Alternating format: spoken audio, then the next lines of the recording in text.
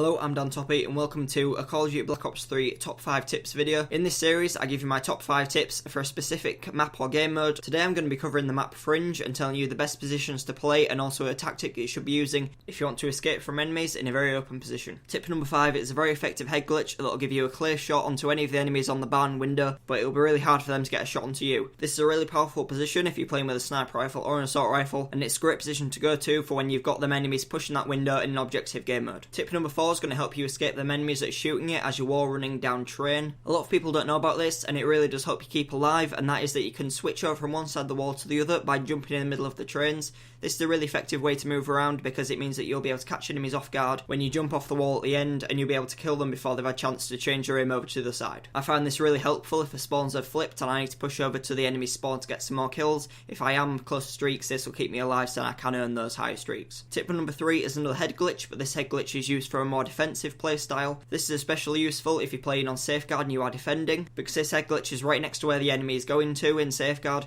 so if you sit on top of the van where there's the bales of hay in the back, you can get a really nice head glitch on there and also provide you with a lot of cover from all angles, so you can sit there and get a lot of kills really easily. I like to do this especially in Safeguard, as I said, just because it's such a well hidden spot and it also gives you a little bit of elevation, so you can see further than your players on the ground can. And as you can see in the clip, even though I'm only playing against bots, it does let you move your aim around really quickly because there's nothing actually blocking your line of sight. Tip number 2 is a great way to kill any snipers that are sitting on the pickup truck in Main Street that are sniping up into the barn window. You often find a lot of snipers like to camp there because it is such a good line of sight up into the barn window, and it's really hard to kill them there because the car does provide such good cover, but the car will explode, so if it hasn't already been detonated you can just throw a grenade onto it and it will explode really easily. This works really well if using a Semtex because it doesn't bounce off, and as long as you land it directly on, it will explode and kill the person every time. You can also blow up the car really easily using the Sparrow, War Machine or Gravity Spike specialists. And tip number 1 for Fringe is flanking. Flanking is a really simple tactic, so you're probably wondering why I put it in this tips video, but flanking in Fringe is especially effective and you don't really see that many people really using it to its advantage. Flanking is especially effective in this game mode because you have the two opposite houses, you have the house and then you have the barn, and if you do push up into the opposite building then you can just sit there and get a lot of kills because the spawns in this map are pretty lenient.